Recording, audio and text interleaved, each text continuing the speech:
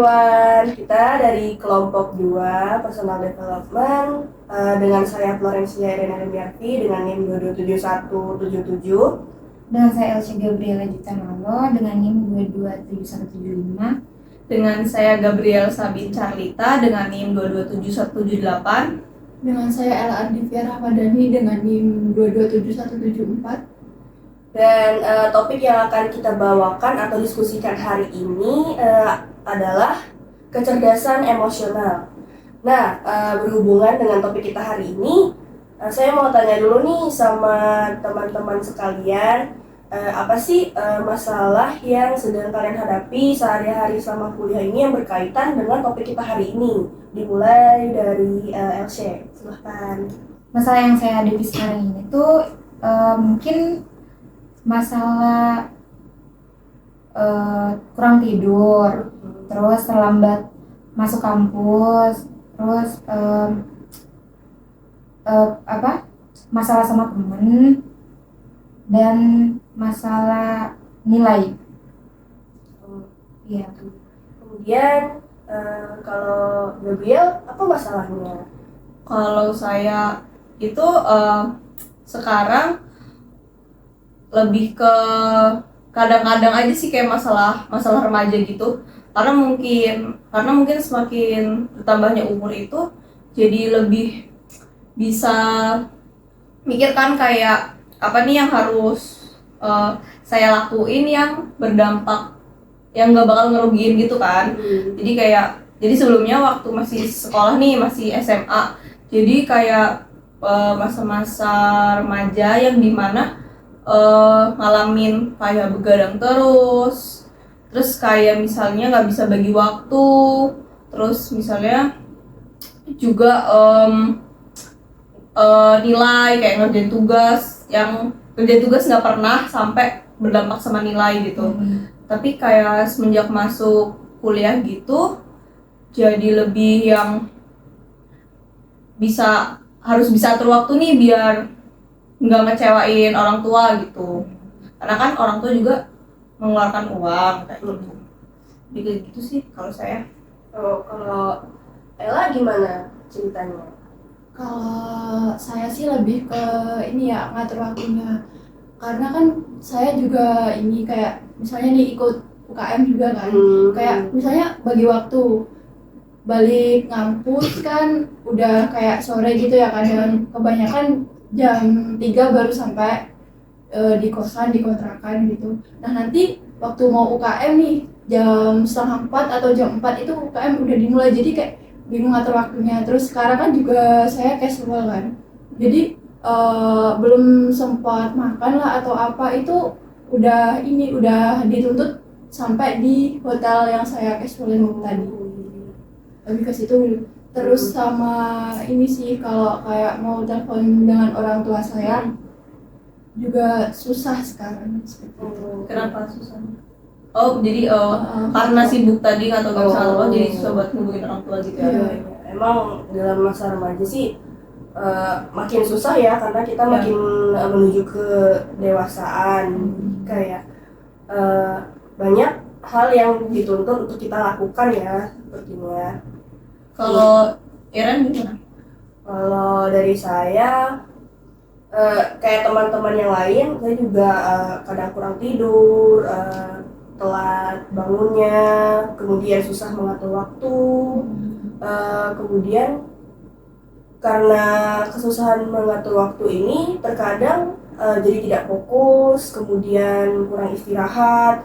Akibatnya banyak tugas yang kayak terlalaikan begitu, teman-teman. Terus kalian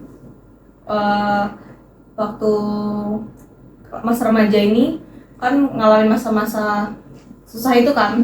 Terus kalian bisa nggak ini pada akhirnya kalian masih di masa yang udah bisa nyelesain kesulitan itu, atau kalian belum bisa, kayak masih cari-cari gimana caranya supaya bisa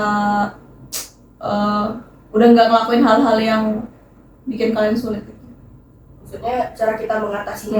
Udah bisa nemuin, atau kalian masih aja sampai sekarang masih belum ketemu? Sebenarnya udah ketemu tapi kayak ya masih belum bisa ngelakuin, belum ada kemauan buat ngelakuin gitu. ngelakuin Kayak tadi misalnya kalau siapa namanya, kalau LC kan tadi kan kayak masalah ada teman atau gimana itu kan pasti berdampak ke kampus kan pasti. Itu gimana sekarang jadinya, apa cara kamu berekspresi ke kampus gitu loh, karena tadi kamu bermasalah dengan teman itu. Kalau menurut saya, kalau dari saya pribadi itu menganggap bahwa semua itu tidak terjadi yang yang di kampus itu jangan dibawa ke masalah pribadi kita dengan teman-teman yang ada di kampus. Pokoknya jangan sampai itu tuh mempengaruhi ke nilai kita. Berarti cara kamu berekspresi di kampus sama di tempat lain atau misalnya di dalam lingkungan keluarga, di lingkungan teman, berarti itu berbeda ya? Iya, sangat berbeda. Kalau Ella gimana? Sama nggak di lingkungan di lingkungan kampus, di rumah, sama di lingkungan di luar, di sekitar itu sama atau nggak biasanya? Kalau biasanya sih saya lebih nggak sama ya, karena kayak di lingkungan kampus itu kita gitu kayak harus ambis gitu kan, soalnya kan bermasalah dengan nilai. Kalau di lingkungan keluarga mungkin saya kayak chill, santai-santai seperti itu. Kalau di lingkungan sosial mungkin saya lebih sering diam, karena kayak seperti nggak mau ikut campur dengan urusan orang lain lah, atau ya udah sekedar tahu saja. Berarti kalau di rumah itu lebih ke jati diri ya? Iya, lebih ke jati diri. Kalau Iren? Kalau saya sih Cara ekspresif mengekspresikan diri di lingkungan sekolah, kampus. kampus, keluarga itu sama apa enggak? Sikap kita sama enggak? berbeda-beda sih ya, karena kan ada beberapa hal nih yang keluarga kalau menurut saya itu tidak boleh, maksudnya gini, ada beberapa hal yang di lingkungan kampus itu kita tidak boleh, maksudnya di lingkungan pertemanan khususnya ada beberapa hal yang tidak boleh kita bawa ke rumah misalnya. Kalau di lingkungan pertemanan itu kan kita kata-katanya beragam ya, berbagai jenis. Nah, tidak mungkin kita membawa itu ke lingkungan keluarga, karena menurut saya itu akan mempengaruhi sifat dan tingkah laku dari keluarga, terutama adik-adik saya gitu. Jadi ya saya bakal berusaha semaksimal mungkin untuk memisahkan cara saya berekspresi dalam lingkungan pertemanan dan keluarga gitu, juga dengan kampus. Tapi menurut saya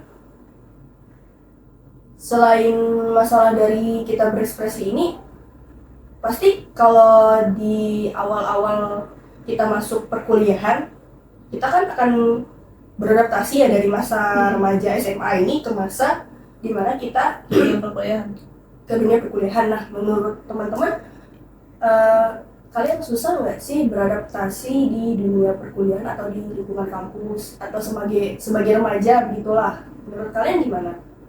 Kalau saya mungkin sebenarnya kayak sulit itu enggak kalau untuk adaptasi, tapi cuman satu sih kayak masalah yang saya alami itu adalah ketika mulai pembicaraan dengan orang baru gitu. Biasanya kalau saya itu kan bingung, ada masa dimana saya bingung saya ini introvert atau extrovert. Iya. Berarti ada yang bilang ambivert kan, yang tengah-tengah. Iya. Nah, itu jadi kayak mungkin kalau di kelas melihat saya kan kayak diem terus gitu kan. Itu bukan berarti kayak emang kalau lagi di satu sisi itu emang dari awal lihat udah kayak buat fokus ya mungkin kalau saya diem aja gitu kan. Nah tapi itu berpengaruh ke awal perkuliahan, kayak bener-bener yang bukan nggak mau sih, kayak nggak enak gitu mau mulai pembicaraan sama orang kan, kayak gimana ya cara ngomongnya, takut kayak gitu, intinya bahasanya gengsi lah gitu kan. Ya. Tapi lama-lama mungkin kayak ada temen kan yang nyamperin duluan, yang ngajak kenalan kayak gitu. Biasanya kalau saya sih gitu.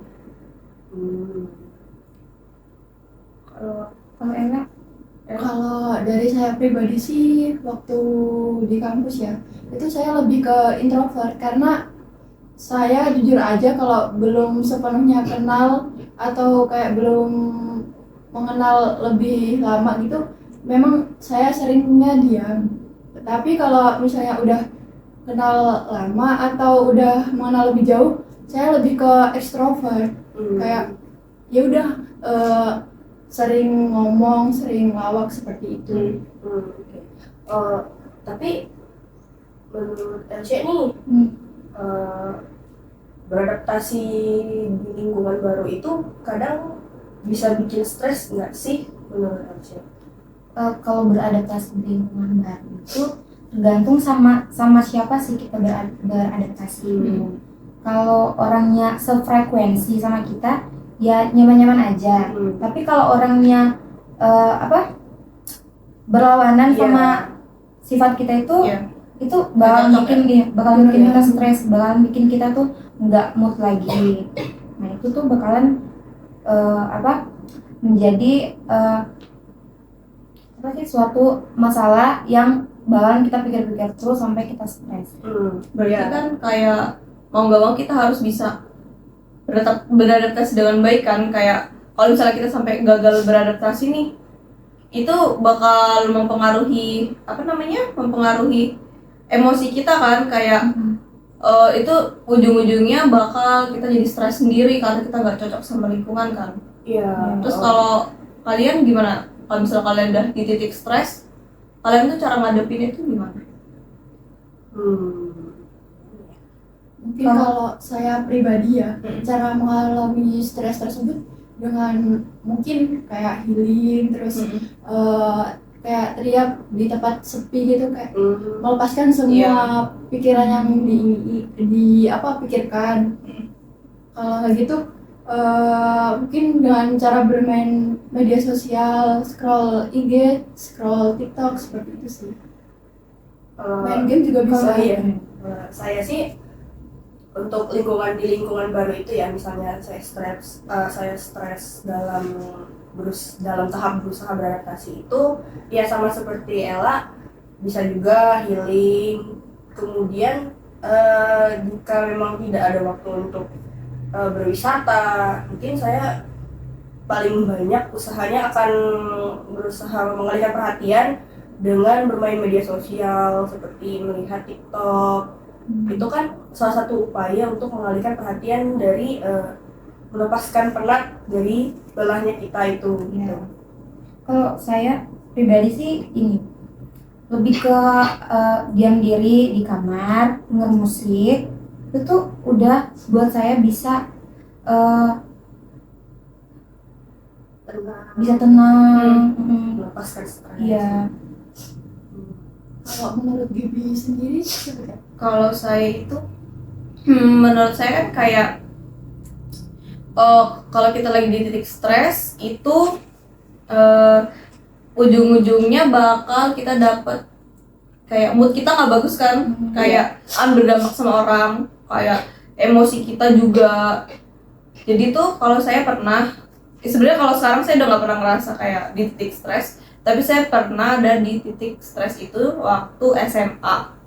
Jadi itu karena ada satu hal buruk yang saya lakukan, itu berdampak ke pertemanan saya, lalu juga dengan sekolah, dengan keluarga. Nah itu di titik itu saya benar-benar ngerasa stres karena hal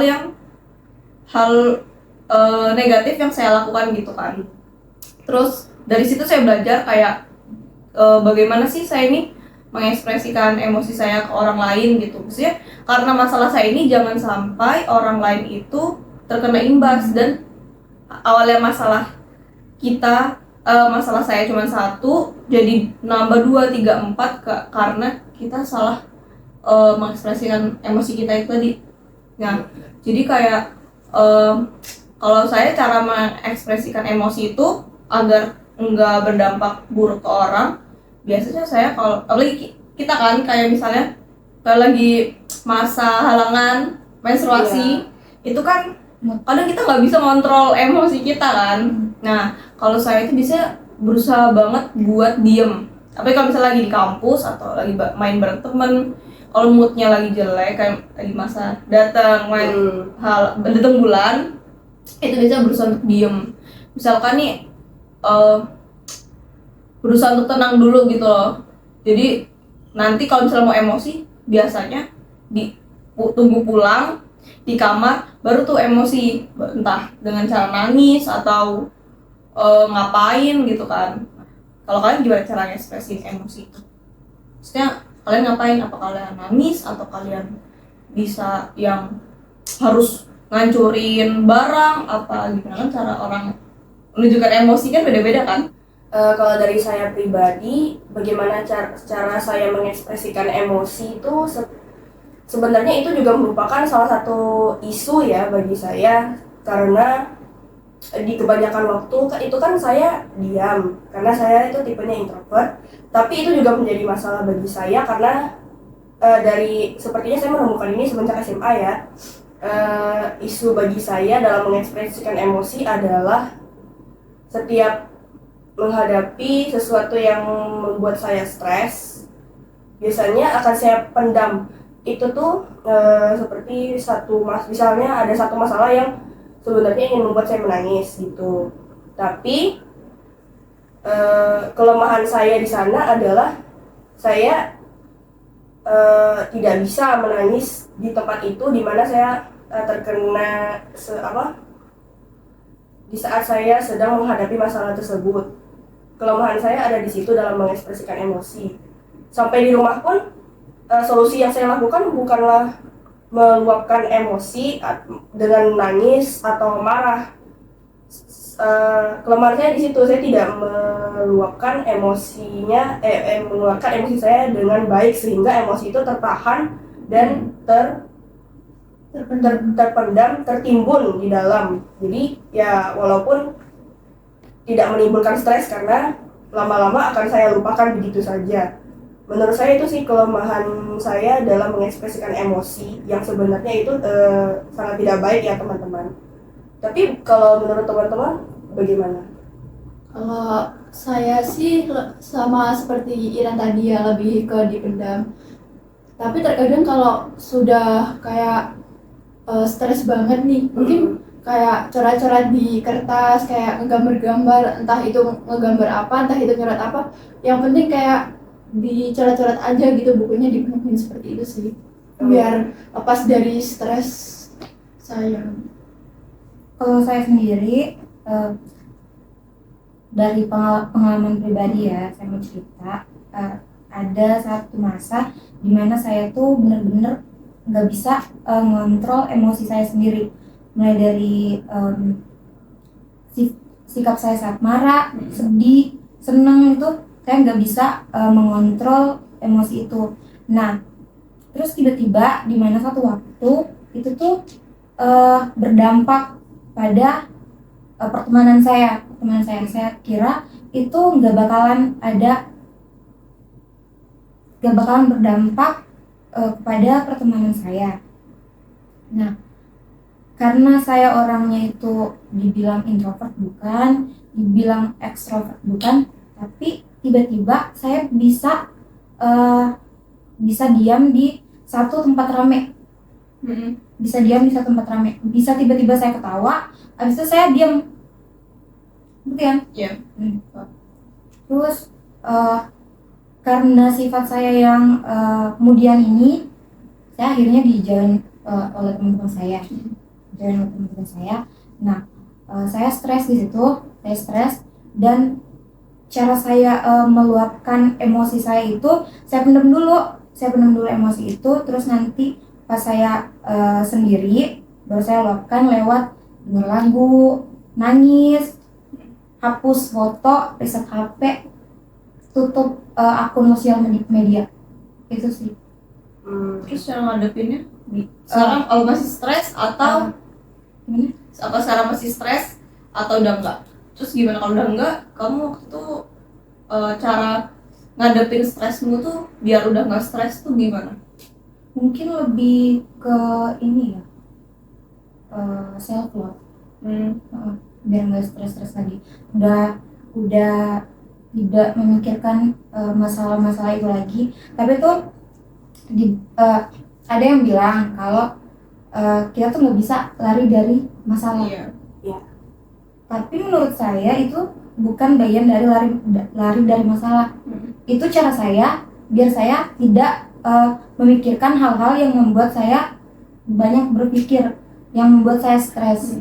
Itu bagian dari cara saya untuk mengekspresikan dan meluapkan serta mengatasi stres. Kamu cari kegiatan baru atau itu cari perkumpulan baru atau gimana? Iya, bisa dibilang seperti itu. Kalau saya merasa nggak nyaman di satu tempat, saya akan mencari tempat baru yang bisa menerima. Gimana ya? Jadi maksudnya mencari seperti ini ya maksudnya. Karena kita tidak cocok di satu tempat, bukan berarti di tempat lain itu kita tidak cocok. Iya. Jadinya karena apalagi ini kan masalahnya kata perkuliahan gitu ya. Tidak mungkin dong kita Memaksakan diri. Jadi ya untuk bertahan juga itu sebagai bentuk kita bertahan dan pertahanan. Ya. Kebetulan nih ini sangat cocok ya dengan tema dan materi kita pada hari ini tentang kecerdasan emosional. Menurut kalian apa sih kecerdasan emosional ini? Menurut saya kecerdasan emosional itu adalah cara mengenali, memahami, dan mengontrol perilaku kita secara emosional ya. Contohnya nih, kayak misalnya kita lagi stres, lagi kesel sama teman sebaya, itu kayak kita gimana ya caranya gitu. Seperti yang tadi cara menyelesaikan. Seperti saya tadi kan lebih ke berdiam diri, kayak coret-coret di kertas, di buku, seperti itu sih. Oke, selain dari pendapat kita sendiri, ada juga nih pendapat dari para tokoh dalam jurnal penelitian tentang kecerdasan emosional itu. Nah, definisi yang dibawakan oleh Salovey dan Meyer pada Kuswana pada tahun 2014 itu definisi menurut mereka adalah kecerdasan emosional merupakan kapasitas atau kemampuan seseorang dalam mengatur emosi, mengintegrasikan emosi untuk memfasilitasi cara berpikir, kemudian ada memahami emosi orang lain dan juga kita sendiri, kemudian ada mengatur cara kita mengekspresikan emosi tersebut dalam bentuk pertumbuhan diri. Nah, gitu. Kemudian ada juga cara-cara yang harus kita perhatikan untuk meningkatkan kecerdasan emosional itu sendiri. Nah, cara-caranya itu mungkin untuk meningkatkan kecerdasan emosional kita tuh yang pertama lebih ke mengelola emosi diri sendiri. Karena kalau kita tidak bisa mengelola emosi kita sendiri, kita tidak bisa juga mengenal orang lain. Daripada diri kita sendiri. Iya. Kemudian yang kedua itu berarti untuk memahami orang lain. Mungkin dengan cara ajak orang tersebut untuk bicara, untuk deep talk, untuk lebih mengenal dia dengan lebih baik. Nah, cara itu tuh bisa memberikan kita rasa empati, rasa kepedulian yang tinggi. Kemudian yang ketiga itu mungkin berpikir positif. Ya. Berpikir positif, melihat semuanya itu dari sisi yang positif. Lalu ada juga nih cara meningkatkan kecerdasan emosional menurut suatu jurnal yang berjudul The Relationship Between Emotional Intelligence and Academic Achievement, a Meta-Analytic Review. Jadi itu menurut jurnal ini, cara meningkatkan kecerdasan emosional itu dengan yang pertama, memunculkan kesadaran diri. Ya. Lalu yang kedua, meningkatkan kemampuan menjalin hubungan dengan sesama, dengan orang lain gitu. Lalu yang ketiga, mengungkapkan empati. Karena empati itu penting kan? Dengan empati itu juga peduli dengan orang lain kan otomatis. Lalu yang keempat ada mengelola emosi seperti yang tadi Elsie bilang. Lalu yang terakhir ada meningkatkan motivasi kita gitu. Berarti secara tidak langsung kecerdasan emosional ini sangat penting ya. Ya. Apakah Iya, sangat penting. Apalagi kita itu hidup bersosialisasi. Iya, berdampingan. Jadi otomatis kita harus saling memahami, harus saling memahami, harus saling membantu, harus saling bisa mengatur emosi kita sendiri? Iya. Tapi menurut teman-teman, apakah kecerdasan emosional itu penting gitu, dalam kehidupan sehari-hari atau untuk diterapkan di mana saja gitu? Elsie, pentingnya kecerdasan emosional itu apa? kecerdasan emosional. Pentingnya? Membantu kita dalam menjalin hubungan yang baik dengan antar individu ataupun kelompok. Kemudian ada juga pentingnya memiliki kecerdasan emosional menurut sebuah jurnal.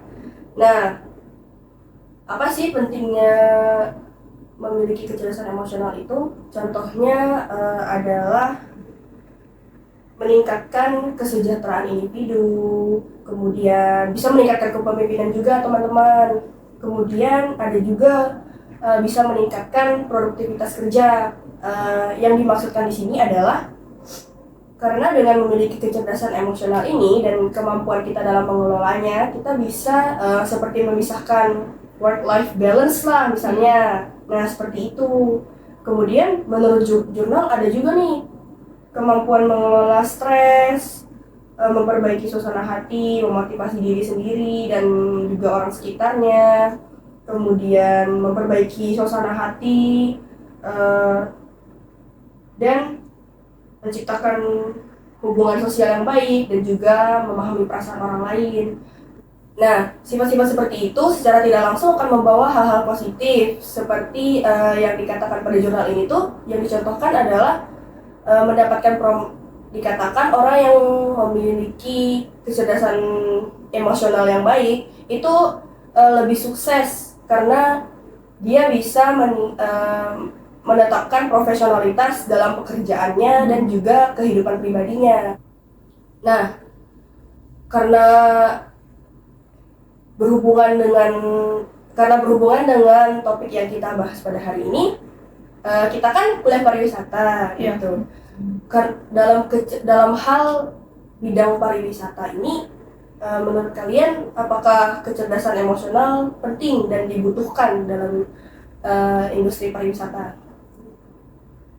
Menurut saya penting bagi industri pariwisata atau bidang pariwisata karena contohnya saja seperti di hotel ya, itu kan memiliki karyawan-karyawan, terus karyawannya kayak punya masalah dari rumah gitu loh. Nah, kalau misalnya menemukan entah tamu yang komplain karena ulah tamu itu sendiri atau memang sudah apa ya? Masalahnya sudah emang dari lama gitu. Atau emang sudah dari lama. Dia pendam ya. Ya, itu mungkin kayak nggak bakal dikeluarin, kayak cuma senyum, kayak berusaha baik di depan tamu tersebut. Nah, kecerdasan emosional ini penting bagi industri pariwisata karena keterampilan penting yang perlu dimiliki oleh para pelaku pariwisata seperti yang tadi saya contohkan. Terus memberikan layanan yang efektif dan membangun hubungan yang baik dengan tamu tersebut. Iya. Kalau menurut saya pentingnya kecerdasan emosional ini dalam industri pariwisata itu seperti yang tadi si Ella bilang, yaitu lebih membantu ke pekerja industri pariwisata ini. Itu karena di dalam industri pariwisata kan kita sebagai pelaku ini berhubungan langsung dengan customer. Jadi mau tidak mau kan kita harus berprofesional, harus selalu tersenyum gitu kan, harus melayani dengan baik tanpa menunjukkan emosi kita yang sebenarnya emosi dan masalah itu kita bawa dari rumah gitu kan. Terus dengan kita memiliki emosional yang baik, dengan memiliki emosional yang baik tadi, kita akan kita akan mudah gitu untuk mengondisikan emosi kita kepada orang lain gitu. Kalau menurut saya setuju dengan Ella dan Gabriel karena menurut saya itu apalagi pariwisata adalah bidang yang mengharuskan kita di mana kita berinteraksi bersama banyak orang. Nah, karena interaksi yang kita lakukan setiap hari ini tidak mungkin tidak ada masalah yang kita hadapi. Dan maka dari itu ya kita harus menerapkan kecerdasan emosional pada diri sendiri dan juga sangat penting untuk para pekerja yang lainnya supaya bisa beradaptasi dengan baik di lingkungan kerja nantinya. Gitu. Apalagi kan bidang pariwisata ini bergerak di bidang jasa, jadi kecerdasan emosional ini sangat penting ya bagi pelaku pariwisata karena dapat di sektor pariwisata dapat membantu bisnis untuk berkembang dengan sangat pesat dan menjadikan bisnis ini menjadi reputasinya positif seperti itulah. Reputasinya Jadi baik. Sukses tuh. Dan pelanggan atau tamu yang datang memiliki pengalaman yang baik, kayak akan datang lagi dan lagi di tempat tersebut. Jadi seperti kayak saat kita komplain, walaupun ya kita marah-marah misalnya, para resepsionis, para pekerja mungkin akan menanggapinya dengan tenang, tetap profesional gitu ya. Itu kan akan menciptakan kesan yang sangat dalam bagi kita ya. Oke. Jadi kita yang awalnya kecewa jadi kayak gitu. responnya bagus nih gitu. Akan suka datang lagi. Iya. Jadi nggak kita jadi percaya gitu sama suatu destinasi ini kan atau hotel. Karena bagaimana cara mereka menanggapi dari sisi kecerdasan emosional mereka itu ya. Jadi kesimpulan yang bisa kita ambil itu menurut teman-teman apa dari topik yang sudah kita bicarakan ini? Kalau menurut saya dengan memiliki kecerdasan emosional yang baik ini akan membawa kita ke hal yang baik juga. Jadi akan memudahkan kita untuk menghadapi suatu hal yang kalau seperti ketika orang memiliki temperamen yang buruk kan, dia nggak bisa mengelola emosi nih. Tapi ketika seseorang punya kecerdasan emosional yang baik, itu dia langsung bisa menghadapinya dan menyelesaikan dengan baik juga. Dan salah satu faktor yang dapat meningkatkan kecerdasan emosional kita juga dengan menghindari hal-hal buruk, hal-hal negatif kayak misalnya kenakalan remaja pada umumnya gitu. Iya.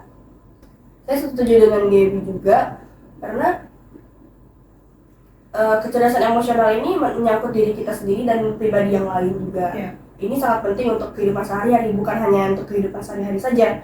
Menurut saya juga seperti yang sudah diterapkan dalam berbagai jurnal, apalagi sudah di dunia kerja, terbukti sekali kalau kecerdasan emosional ini penting ya untuk setiap individu dalam memahami dan mengatasi masalah atau apapun lah yang terjadi dalam kehidupan kita sehari-hari, juga sebagai cara kita menanggung ulangi suatu hal atau suatu masalah ya. Menurut saya kecerdasan emosional itu sangat penting ya, apalagi bagi kesuksesan kita secara ke depan, kesuksesan secara pribadi dan individu profesional. Oleh karena itu penting bagi individu dan pribadi untuk secara aktif mengembangkan PA, kecerdasan emosional tersebut. Mereka dapat memperhatikan kebutuhan emosional mereka sendiri serta orang lain yang ada di sekitar mereka, seperti itu. Kalau menurut Elsa sendiri gimana? Iya, sama kayak yang Ella bilang tadi, itu sangat berpengaruh terhadap kesuksesan individu. Karena kan udah mungkin kita di tempat kerja kita menunjukkan emosi yang negatif. Ya. Untuk mencapai suatu tujuan itu kan pasti, untuk mencapai suatu kesuksesan itu pasti kita harus menunjukkan kecerdasan emosional, mengontrol emosi dengan baik. Ya. Oh, jadi seperti kayak misalnya kita ingin mencapai sesuatu, kita punya target, tapi walaupun dalam prosesnya tidak mulus, tapi kita harus tetap mengendalikan emosi lah untuk bisa fokus dalam mencapai target tersebut ya. Iya. Oke, teman-teman, sekian dari diskusi kami pada hari ini tentang topik kecerdasan emosional dengan saya Florencia Erina Berfi. Saya Elce Gabriela Jutamalo. Saya Gabriel Sabin Carlita. Saya Ella Ardivia Rahmadani. Maafkan bila ada kesalahan kata. Sekian dari kami. Terima Terima kasih. kasih.